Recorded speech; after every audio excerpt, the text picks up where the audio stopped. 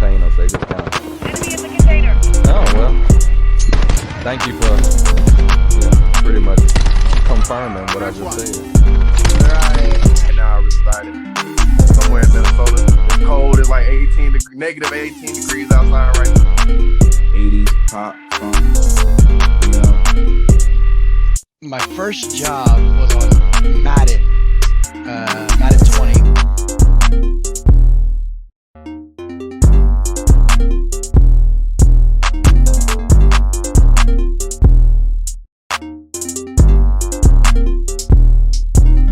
My name is Benjamin Wagley. I've been a professional animator since 2005. I've worked in the video game industry since then in one form or another, primarily in animation.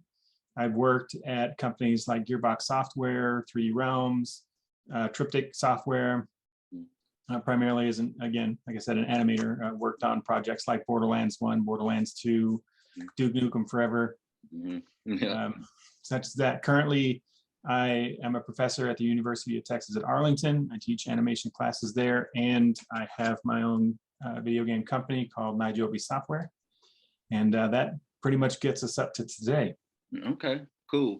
So kind of take us back a little bit, starting out, like what kind of even led you to kind of going down this path? Like I'm sure surely you played a lot of games, you know, growing up, and you got some things that you kind of draw inspiration from. So you know, what kind of games were you playing, and you know, what type of things were you seeing growing up? Well, the first console I remember playing is the Atari 2600. My father got one for the family when I was like in first grade. So that's going to age me a little bit, but that's fine. Played a lot of adventure and tanks and combat and things of that nature. And then, you know, just kind of grew from there. I remember one of the largest communities that we played in before there were actually communities is when I was in elementary school. The place that we lived was kind of, it was a suburb, and we had a lot of friends. You know, we'd get off on the same school bus, and we'd always talk about, you know, whose house are we going to today? You know, and this was during Nintendo. So it was, you know, flash forward a couple of years. And so we would usually go over to somebody's house kind of like on rotation, or if they were playing a new game that came out, we would go over there and all watch them play and take turns and whatnot. And, you know, I remember my brother and I on Christmas night playing the Super Nintendo. You know, my father got us that for Christmas, and it's just always been a thing where video games, it has been something in my life from one point or another for as long as I can remember. When I was in the United States Army, there was a friend of mine that we would play video games, and one time he's talked about is like, we can make this stuff if you want to. And I was like, I don't have any idea what you're talking about.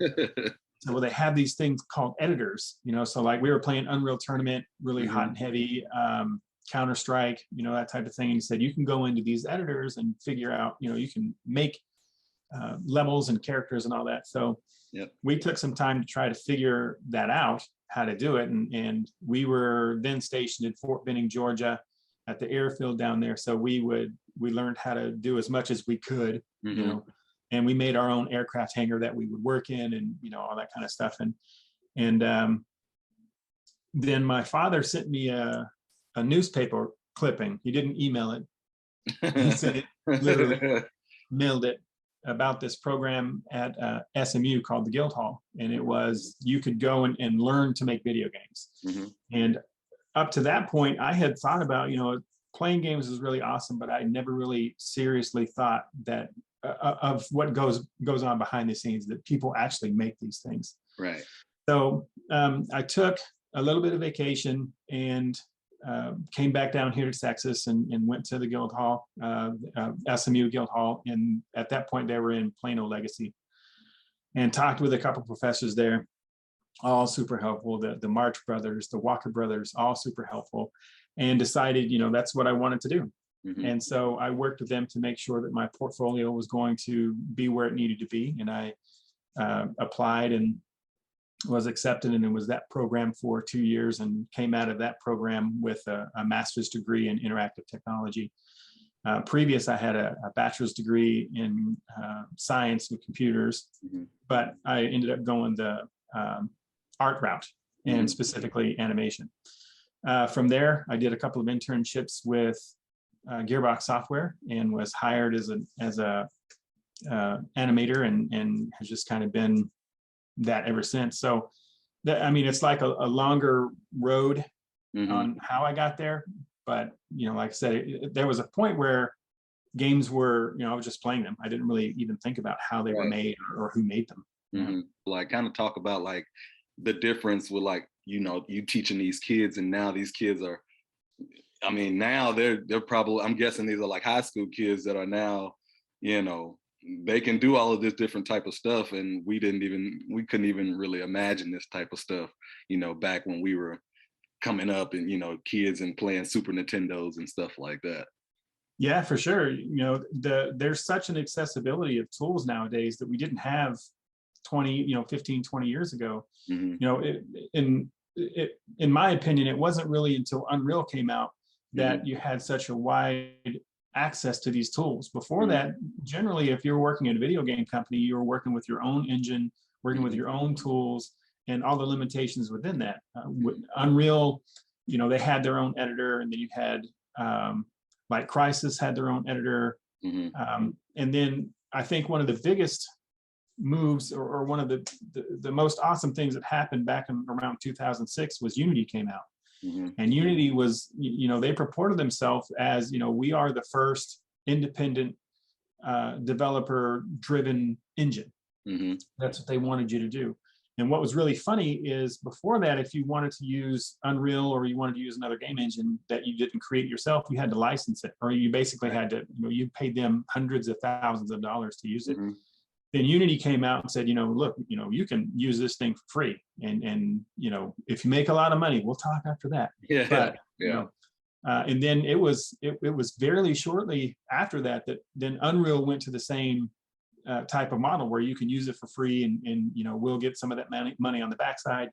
But there's such a plethora of tools. You know, there was no Blender back then. You know, if you wanted to make models and animations and whatnot without having to spend thousands, if not tens of thousands of dollars, that was not, you know, there. The coding languages have, I'm not going to say that the coding languages have evolved substantially. The tools for them have, you know, when you're compiling, or even to know what your errors are, you know, now it tells you. Before, it was that you were going through hundreds, if not thousands of lines looking for a missing semicolon or something.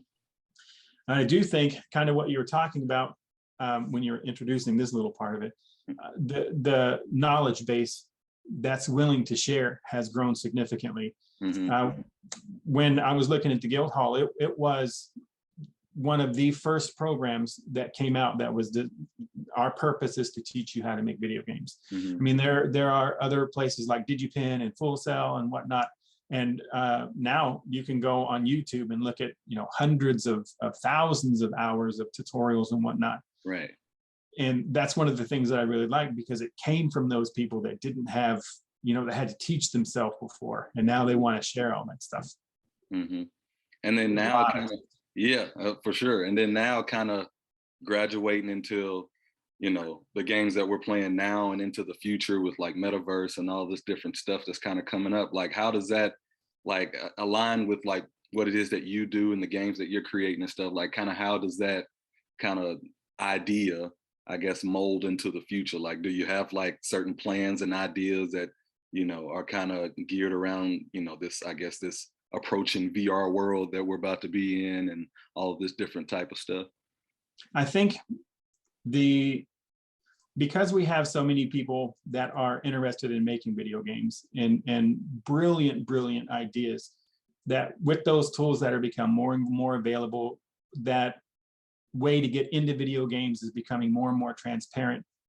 I'm excited to see what, you know, where video games are 5, 10, 15 years from now, just because of all the wonderful, you know, middle school kids that are trying to get into video games now, and you know, all it takes is that next big idea. You know, Gears of War was an idea, Borderlands was an idea, all of these things. I do think, you know, VR headsets are becoming a lot cheaper. There's more software that's coming out for that. I'm really excited to see where that's going to go. I don't think that we're quite there yet. You know, we still have a lot of issues with frame rate in those, and you know, you can't, you don't want to wear a full-size computer on your head. Right, right. You know, but I am excited, you know, to see where that's going to go. Absolutely. And the software that's going to become available. I mean, with Unreal's, you know, Unreal 5 that they just announced, and all of the wonderful things that they're talking about, where they're basically polygons aren't an issue anymore. That's going to be really exciting to see that become more fleshed out. Just kind of from the people that I've talked to and kind of just the different things that I've kind of seen, it's everybody sort of knows everyone in a way, but it's still sort of fragmented to where it's not like just the easiest thing for everybody just to kind of come together and work together, you know, I guess in an easy enough form of fashion. Do you see it that way? Yeah, the industry, I mean, yeah, it is pretty close knit. And, you know, like I still talk with a lot of friends that I went to the Guildhall with. I talked with a lot of friends that I worked at different companies with. And I would say that's one of the best ways if you're looking to get a job somewhere. I mean, your friends are, in my opinion, should be like the first go-tos, you know, hey, you guys hiring, and then talk with them, because a lot of times you can bypass a lot of the stuff, you know, like having to send your resume into HR. Who knows who's going to see it? But there's also there's some good and bad, in my opinion, in my, you know, almost 20 years in it. There's really good and bad. Generally, you have people that want to help. If you're struggling with something, or you're trying to learn something, genuinely, they'll want to help you. But you do have those that are, you know, they figure out something, or they want to keep it a secret, like somehow it's going to be job security or something. Yeah. They don't want to share their knowledge. They don't want to, you know, they want to be the go-to guy or person, and don't want to, you know, that's just where they are. That's very unfortunate. We have seen news for years now. There is a lot of work that needs to be done towards eliminating discrimination based on religion, sex, how you identify, those type of things, and it's very unfortunate. I think that those type of attitudes hold back the video game industry. There shouldn't, in my opinion, there shouldn't be any of that stuff. It doesn't matter who you are or what you believe in. If you know what you're doing and you can work well with others, then you should be welcomed. Just to kind of close it out, like what you working on, like just, you know, are you working on anything new coming up? Or you got anything you're working on currently, or, you know, anything you kind of got coming up you excited for? Oh, the company that I have, Nijobe Softworks, we're working on a couple of projects that are in and of themselves, they're a separate game, but we also have like a storyline that's kind of tying into each game that comes after that. And we're hoping to, you know, wrap that up and have a nice story between the different games. They're primarily going to be mobile games. And, you know, if it's a pretty small indie company and whatnot, that's what we're working on. As far as my other career in the university, you know, we're working on improving the offerings that we have for the things that we like to do. Like myself and another professor, Professor Wilson, we're trying to work on how we can improve, you know, the video game knowledge and animation and things that tie into that, you know, how we can improve for the university so that we can better serve the students that come through there and are interested in that. Cool.